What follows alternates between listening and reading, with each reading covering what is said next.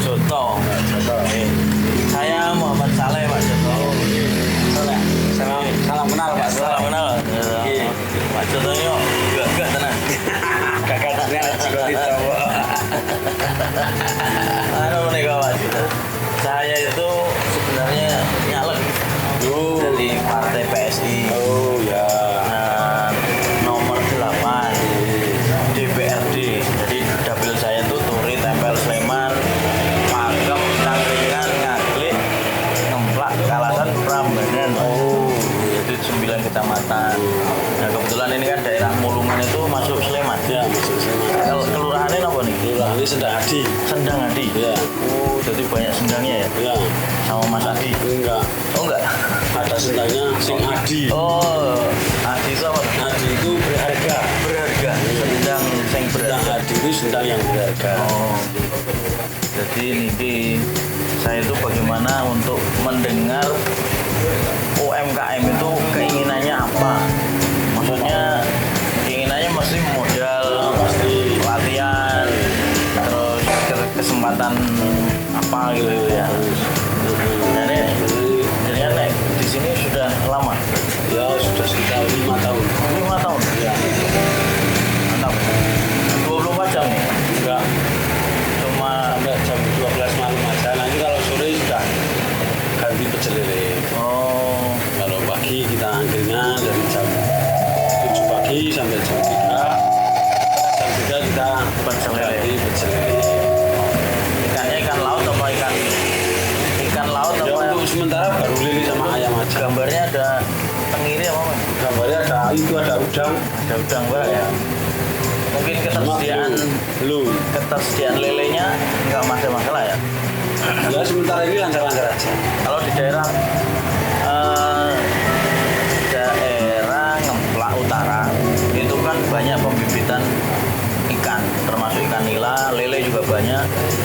Cuma di sana juga petaninya biasa-biasa saja. Maksudnya nggak Nggak makmur, nggak petani sejahtera. di telenovela, di sinetron itu petani kan pakai GPS, pakai apa. Jadi sebenarnya tinggal Ini petani ini makmur itu maksudnya. Artinya mungkin ada sentuhan ke petani ikan, kemudian sampai kepada dikonsumsi masyarakat melalui warung-warung kecil ini, itu mungkin dijalurkan ya antara petani yang dengan harga yang lumayan masuk, kemudian dijual dengan masuk. Ya mungkin bisa kayak dibikin koperasi ya. Misalnya kayak tempat lelang. Kalau di Lele dibikinin tempat lelang, siapa yang itu lele, jadi harganya tetap stabil. Bagaimana caranya? ketersediaan barang ada, Terus pakan. Yang selama ini yang kendalanya itu kan pakan.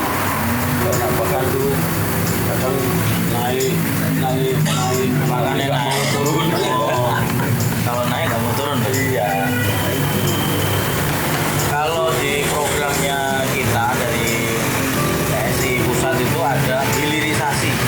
Hilirisasi itu dari ekonomi kreatif, termasuk ekonomi UMKM ini, dari pembibitan lele sampai pada penjualan lele, sampai pada pengemasan, terus dikonsumsi masyarakat. Jadi dari produsen, konsumen 1, konsumen 2, sampai ke Udah konsumsi.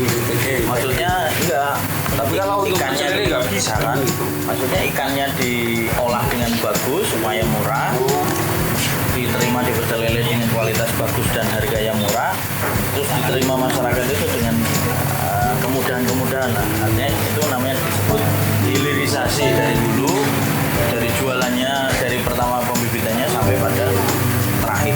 Mungkin bisa dibuat program hilirisasi juga. Kalau Mas Joto apa kendalanya di ini apa? Ada kendala nggak? Ada ya. Kendalanya mungkin keamanan Nggak mana ada. saja ya. Nggak ada. Ini kan kadang besar, kadang kecil. Kadang kita butuh yang 1 kilo 7, nggak ada. Akhirnya kita terpaksa pakai yang 1 kilo 6. Itu kan otomatis harga naik. Karena ini. Kalau bisa standar misalnya 1 kilo 7, tiap hari pakai yang 1 kilo 7 ekor itu enak sebenarnya. Tapi kan nggak bisa. karena kadang nggak ada yang 1,7 nggak ada. Karena 1,8 kg, 1,9 kg ini terlalu kecil. Nah, gitu. Jadi butuh juga kayak gitu. Kayak yang untuk standar pecel lele itu kan 1,6 kg. 1,6 kg. Ya, itu Berarti agak kecil banget. 1 kilo untuk 6 piring banget. 6 porsi Ya, terus harganya juga bisa kita jual sampai 15.000 kalau yang 1 kilo itu pantas gitu kalau dijual Bangun. bangun. orang kegedean orang kecilian. Murah beda sih kan terus dimasak nggak hancur kok kalau harus segitu. Kalau kekecilan itu kadang hancur. Kalau ini saya lihat ada teh juga ya. Apa pak? Teh porsi kayak juga ada. Oh kan ya kalau minuman kita banyak. Minuman saset dan non saset. Kalau dengan maraknya banyak teh jumbo itu ada mempengaruhi penjualan sini nggak? Ya enggak. Karena Jadi pasarnya terbuka lebar ya. ya, kalau teh jumbo itu kan bukan pasarnya bukan orang-orang yang duduk manis sambil makan loh. Oke. Dia kan kayak drive-thru gitu kan, dia beli terus pergi.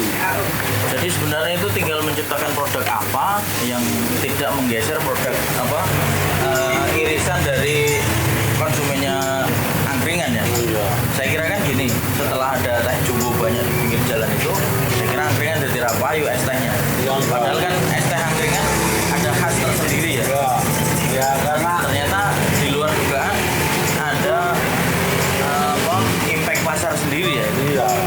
Tidak menyedot. Artinya kalau membuat program-program kreatif, mungkin awalnya sekarang es teh jumbo itu, besok kemudian apa? Ada teh solo itu pakai rasa-rasa yang fresh Nah, ya, itu juga nggak pengaruh karena mereka harganya kan mahal.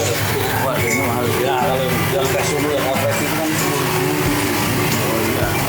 mahal. Kalau itu nantinya kan standar. Artinya dengan apa kebijakan baru tidak.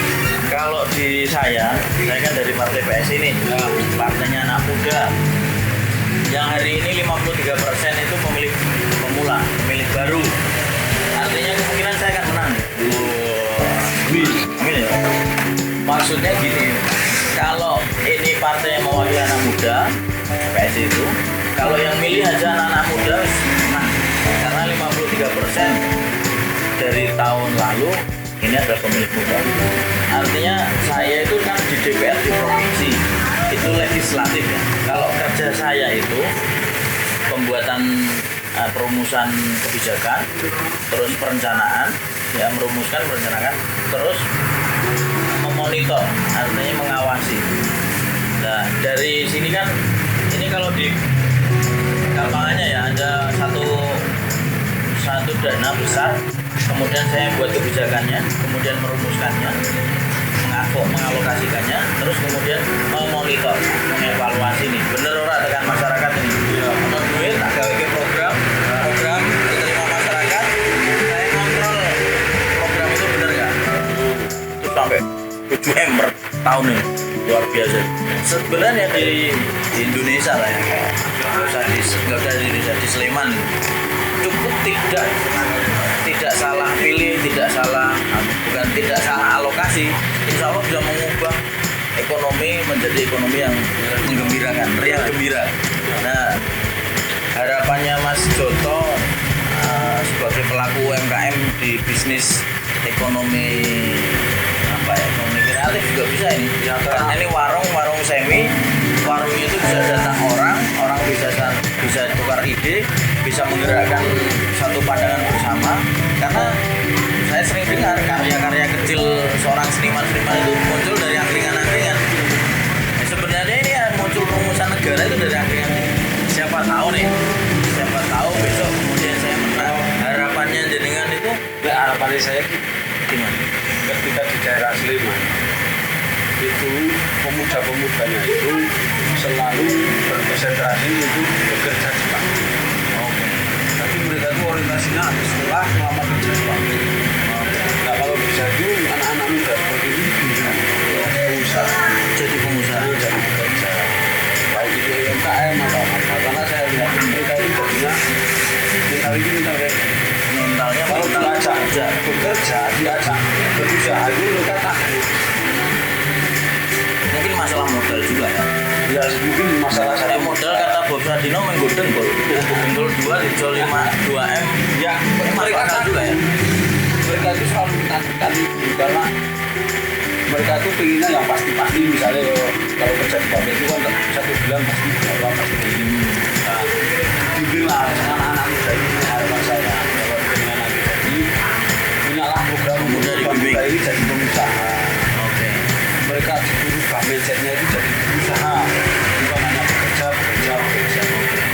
Kalau untuk UMKM-nya, Anda punya harapan kalau angkringan ini akan dikembangkan menjadi online Kalau itu UMKM itu kalau tempat saya ini saya kan nggak ada yang punya sendiri semua titipan jadi kalau tempat angkringan saya ini yang titip itu ya lebih dari 30 orang 30 orang. saya 30 orang itu angkringan itu suruh nyoblos saya selesai. sebelum lebih dari 30 orang itu yang istilahnya yang itu Berafiliasi ya, berpartisipasi di sini partisipasi. itu sekitar 30 orang lebih saya Bayangkan bisa menggerakkan masih aja 8 orang itu saya titipan semua nah saya pengennya memang kayak gitu kalau bikin usaha ya produknya dari rakyat kecil Dari orang lain. kita punya tempatnya terus mereka punya apa bisa apa lah kita yang jual Sebenarnya tinggal disusun puzzle Ya. ini, kemudian bisa satu manajemen bersama gitu ya. ya misalnya dengan jadi besok dibikinin pasar misalnya orang-orang kecil ini loh yang bisa bikin keripik, yang bisa bikin kerupuk, yang bisa bikin apa itu diambil produksi dijualkan. Nah, jadi mereka jadi produksi. Nah, gitu. Baik itulah ya, keinginan pasar ya. Iya. Keinginan masyarakat luas. Ya, masyarakat Karena itu. secara umum angkringan di Jogja itu juga sudah ada yang sampai katanya nih go internasional, ada yang punya cabang di luar negeri juga. Dan model begini ada juga yang Tapi orang Jogja sendiri nggak mau berangkringan. oh, Coba sampean cek yang jual angkringan itu orang Jogja berapa?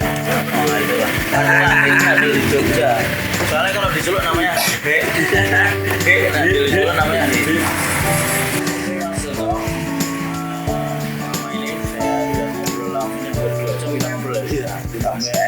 lima tadi nanti saya bayar semua lah. Dan nilai saya bayar semua. Gratis. So kalau saya menang gratis itu, jangan ya. Malah kalau menang saya bayar lebih banyak. Iya. Jadi harapan saya bisa ini Mas Joto. Memang nggak banyak ya.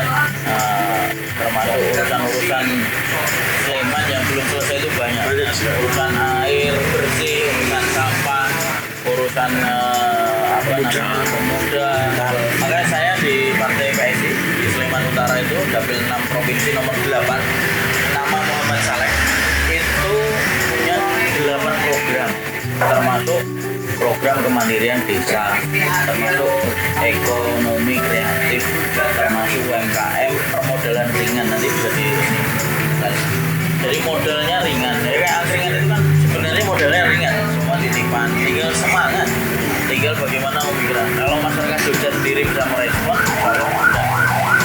Ya akhir kata Mas Joto, saya ingin pamit saat teman-teman ini saya mau melanjutkan langkah ini ke daerah Turi.